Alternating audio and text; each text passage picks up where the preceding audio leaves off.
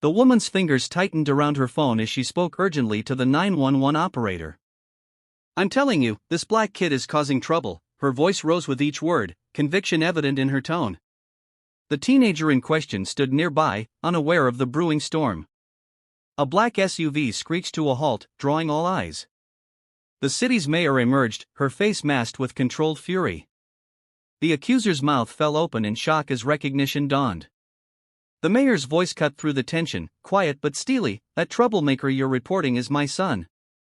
In that moment, the woman's certainty crumbled.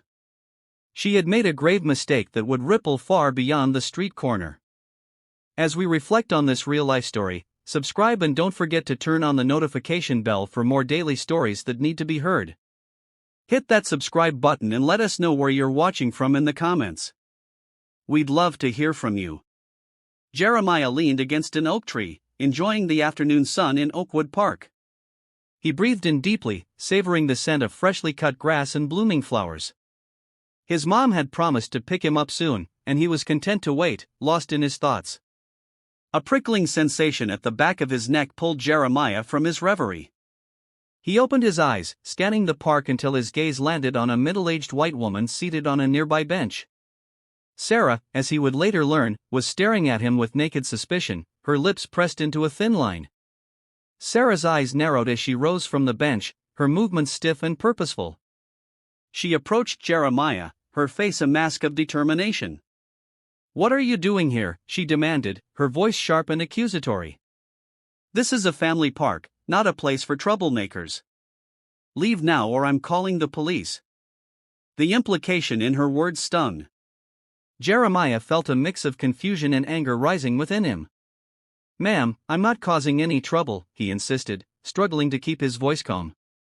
"I'm just waiting for my mom. I have every right to be here." Sarah's face flushed with anger. She reached into her purse, pulling out her phone with trembling fingers. Jeremiah's eyes widened in disbelief. He stood up slowly, holding his hands out in a pleading gesture. "Please, there's no need for that," he pleaded, fear creeping into his voice. "I'm telling you the truth. My mom will be here any minute." But Sarah had made up her mind. With a look of grim satisfaction, she dialed 911, her eyes never leaving Jeremiah's face.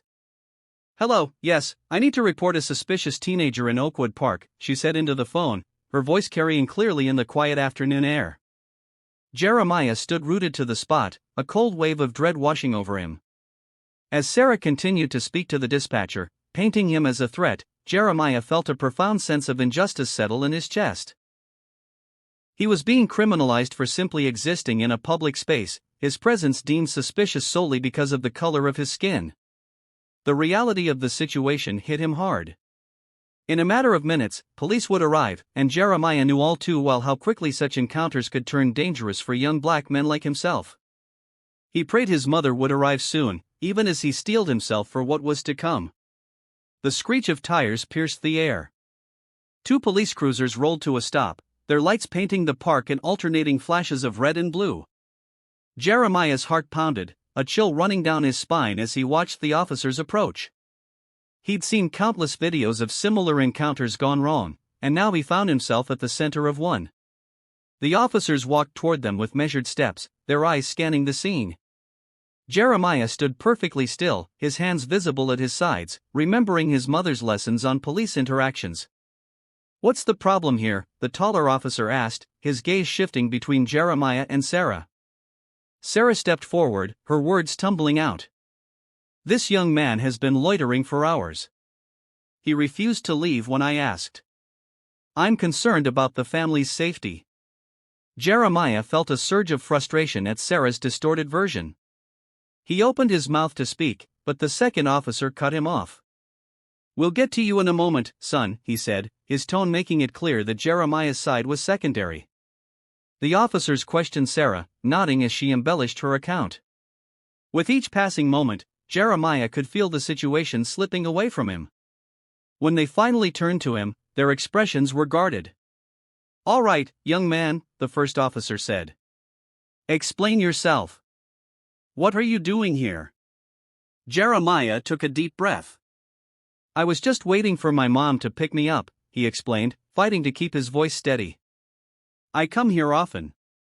I wasn't bothering anyone. The officers exchanged a glance. Do you have any ID? The second officer asked, his hand resting on his belt. No, sir, Jeremiah replied, aware of how this would sound. I'm only 14.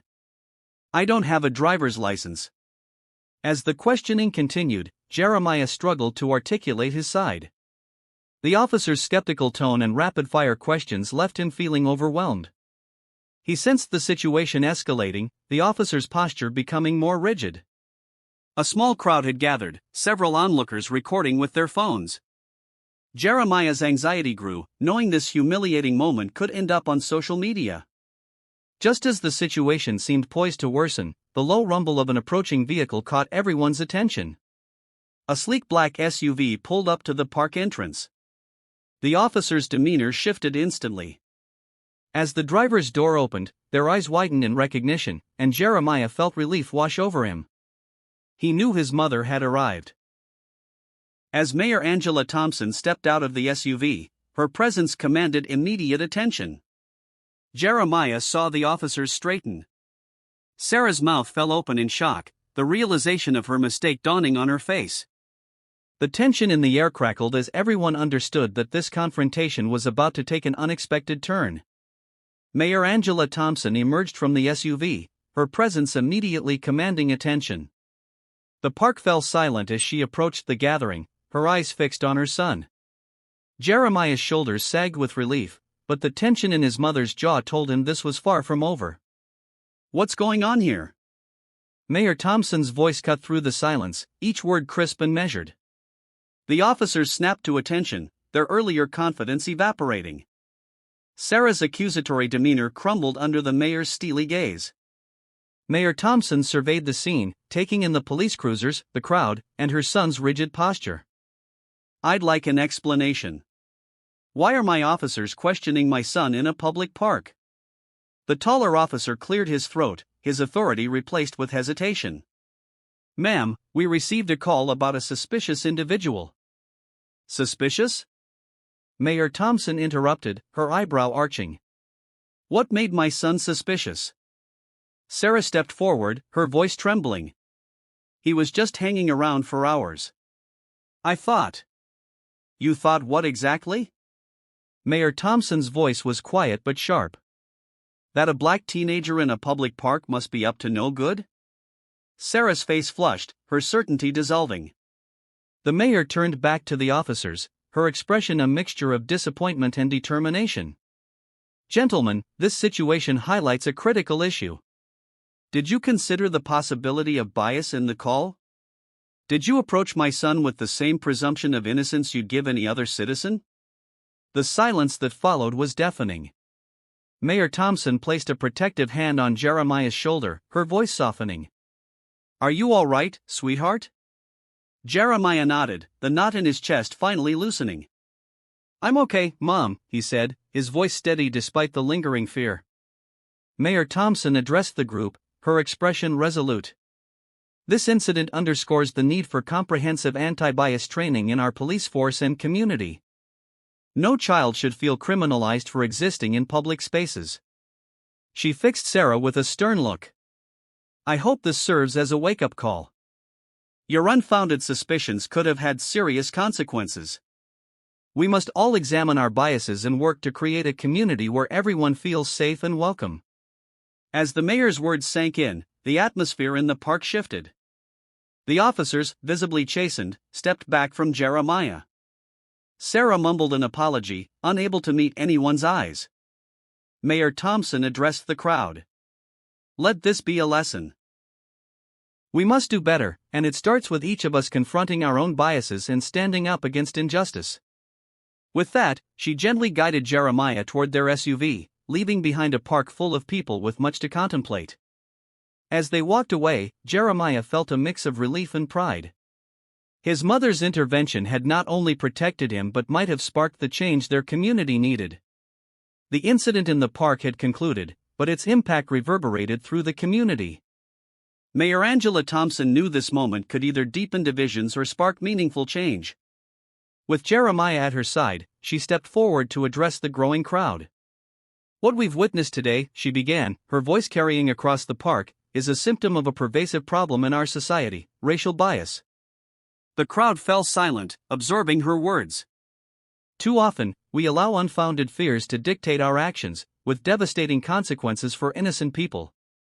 Jeremiah, still visibly shaken, found the strength to speak. I was just sitting here enjoying the day, he said, his voice gaining resolve. In minutes, I went from feeling safe to feeling like a criminal. It's not right.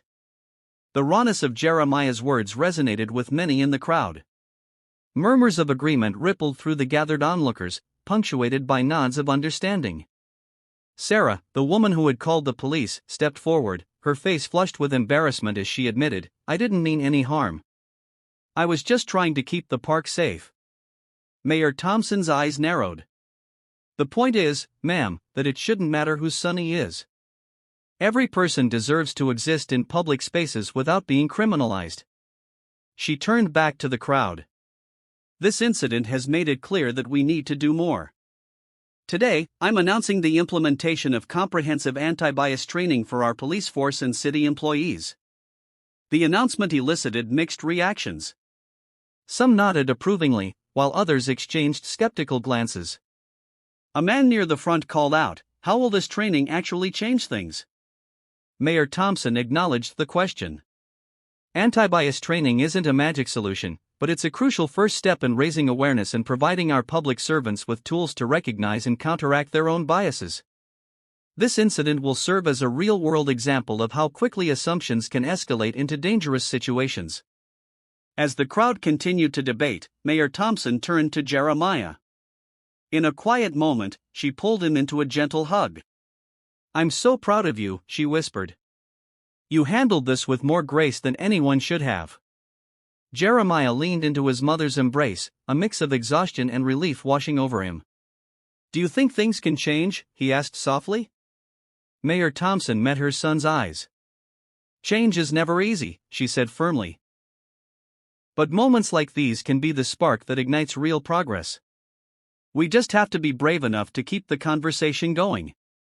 As they made their way back to the SUV, leaving behind a park buzzing with intense discussions, it was clear that the day's events had struck a chord. The incident had forced the community to confront the reality of racial profiling head-on, and the conversations that followed would echo through City Hall, police precincts, and dinner tables across the city for weeks to come.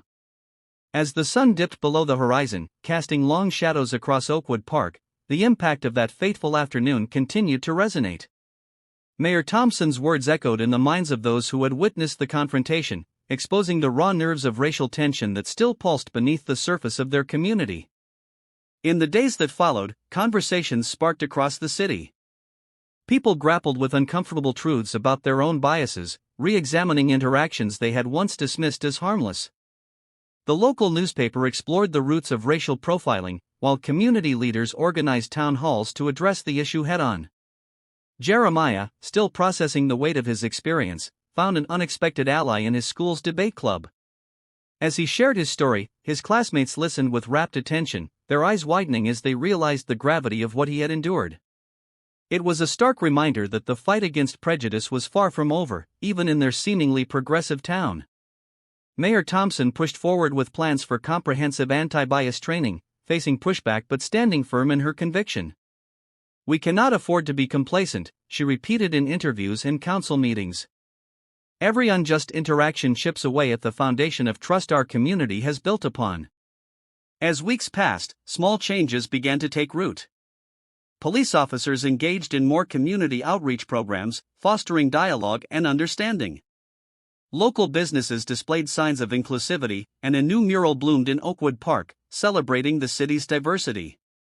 Civil rights leader Kean Harold's words resonated deeply. There are thousands of black men sitting in prison who have been falsely accused. That's why we have to address incidents like this now. The incident in Oakwood Park had been a wake-up call, challenging everyone to examine their own biases and actively work towards creating a more just society. The path forward is not easy, but it is necessary. Our actions in the face of prejudice shape the world we live in, and silence is no longer an option. Join our community of people who believe in justice, empathy, and powerful storytelling by subscribing. You're not just watching, you're part of a movement that values real stories and change. Add us to your daily routine and make every story count. Subscribe and join us each day for stories that make an impact. Jeremiah sat quietly in his room, his thoughts replaying the events of that day in the park. The humiliation, fear, and anger he felt had begun to crystallize into a resolve to do something meaningful. Across town, Mayor Thompson was at her desk, reviewing proposals for the upcoming community engagement initiatives. She knew that tackling deep-seated biases required both systemic reforms and personal accountability. The town hall meeting scheduled for the following week became the focal point of their efforts. Flyers were distributed, local radio and television stations promoted the event, and social media buzzed with anticipation. Jeremiah decided he would speak at the meeting, determined to share his story and encourage others to confront the issue head-on. The evening of the town hall arrived, and the auditorium was packed. Community members of all backgrounds gathered, their faces a mix of curiosity, concern, and hope. Mayor Thompson took the stage, her presence commanding as she addressed the crowd. "Good evening, everyone. Thank you for being here tonight," she began, her voice strong yet warm. The incident at Oakwood Park was a wake-up call for all of us. It revealed the work we still need to do to ensure that every member of our community feels safe and valued. She paused, allowing her words to sink in before continuing. "Tonight, we're not here to place blame. We're here to listen, learn, and commit to doing better. This is a chance for us to come together and confront the biases that divide us." Jeremiah stepped up to the microphone, his heart pounding. He looked out at the sea of faces, taking a deep breath before speaking. "My name is Jeremiah Thompson," he began, his voice steady despite the nerves. "I'm the kid who was at the park that day. But this isn't just about me. It's about all the people who face suspicion, discrimination, and fear simply because of who they are." He recounted the events, his voice filled with a mix of emotion and determination. "That day, I learned that bias isn't just about hatred. Sometimes it's about assumptions that can have serious consequences." The audience was silent, hanging on his every word. "I'm only 14, but I know this much: we can't fix what we refuse to face. We have to start having honest conversations, no matter how uncomfortable they are." As he finished, the room erupted in applause. Jeremiah felt a surge of pride, knowing he had made an impact. Several others took the microphone to share their experiences, each story shedding light on the various ways bias manifests in their community. Sarah, the woman from the park, stood up hesitantly, her voice trembling as she spoke. "I was the one who called the police that day," she admitted. Gasps rippled through the crowd, but she pressed on. "I made a mistake. I let my fears cloud my judgment, and for that, I am truly sorry. I'm here tonight because I want to learn how to do better." Her admission sparked a candid discussion, with audience members offering both critiques and encouragement. The dialogue was raw, uncomfortable at times, but it was also necessary. The town hall became a turning point, a moment when the community chose to face its flaws and work towards change.